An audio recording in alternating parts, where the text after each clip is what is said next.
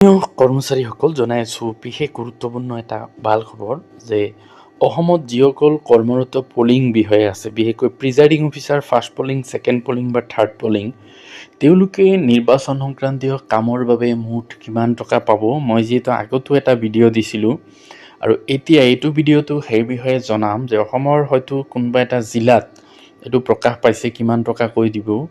আৰু এইখিনি জনোৱাৰ পিছত আপোনালোকক আৰু এটা কথা জনাম যে আচলতে ইয়াত যিখিনি আছে পইচা এইখিনি পাবনে আৰু বেছিকৈ পাব। তো আপোনালোকে শেষলৈকে ভিডিঅ'টো ভালকৈ চাই যাব। তো অসমৰ কোনোবা এখন জিলাত হয়তো এইটো বনাইছে, এতিয়া এইটো ড্ৰাফটো হ'ব পাৰে বা ফাইনেলো হ'ব পাৰে। তো আপোনালোকে এইটো চাব পাৰিছে যে লিখা আছে, প্ৰথম এইখিনি লিখা নাই number and name of LAC, number and name of polling station. তো এই বস্তুটো আচলতে যেতিয়া মেটেৰিয়েল কালেক্ট কৰে তেতিয়া এনেকুৱা এটা ফৰ্ম দিয়ে, কিমান টকা তাতেই লিখা থাকিব। তো এই ফৰ্মখনৰ যিটো ফৰ্মেট এনেকুৱা ধৰণেই বনাইছে আৰু পলিং অফিচাৰসকলৰ নাম এনেকৈ লিখা থাকিব। তাৰপিছত লিখা আছে ইয়াতে লিখা মতে যে training allowances including two days poll day remuneration per head. অৰ্থাৎ ইয়াতে 4 দিনৰ কাৰণে যিহেতু প্ৰিজাইডিং অফিচাৰসকলৰ প্ৰত্যেক দিনাৰ মানে পাব 500 টকাকৈ, তেনেকৈ 4 দিনৰ কাৰণে বনাইছে 2000 টকা।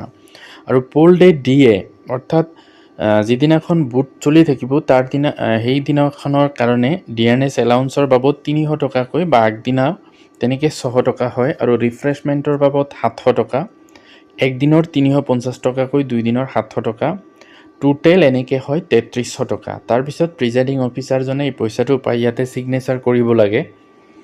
ঠিক তেনেকৈ যিজন ফাৰ্ষ্ট পলিং অফিচাৰ থাকিব, যিহেতু তেওঁলোকৰ প্ৰত্যেক দিনৰ বাবদ 400 টকাকৈ দিয়ে, তো তেনেকৈ 4 দিনৰ ইয়াতে লিখা আছে 1600 টকা। আৰু পোল ডিউটি DA হ'ব 520 টকা, অৰ্থাৎ 260 টকাকৈ, 2 দিনৰ কাৰণে 520 টকা। ৰিফ্ৰেছমেণ্টৰ বাবদ 2 দিনৰ কাৰণে 700 টকা, এনেকৈ টোটেল 2820 টকা হয়। তাৰপিছত ছেকেণ্ড পলিং অফিচাৰ যিজন আছে তেওঁৰ হয় 1600 টকাকৈ। প্ৰথম 2 দিন ট্ৰেইনিং আৰু পোল ডেৰ আগদিনা আৰু পোল ডেৰ দিনাখনৰ কাৰণে টোটেল 1600 টকা দিব। আৰু DAৰ বাবদ 420 টকা আৰু ৰিফ্ৰেছমেণ্টৰ বাবদ 700 টকা, এনেকৈ টোটেল হয় 2720 টকা।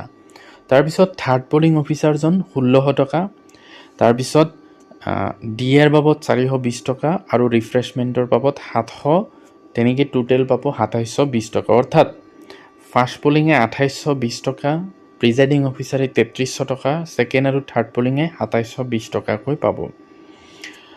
তো মোৰ আগৰ ভিডিঅ'টোত আচলতে জনাইছিলোঁ বা আগতে MP ইলেকশ্যনত এনেকৈ দিছিলে যে ইয়াতে যিহেতু 4 দিনৰ কাৰণে ধৰিছে, ট্ৰেইনিং 2 দিন আৰু পোল ডেৰ আগদিনা অৰ্থাৎ ভোট গ্ৰহণৰ আগদিনা আৰু ভোট গ্ৰহণৰ দিনা 4 দিন ধৰি পেলাই 2000 টকা দিছে।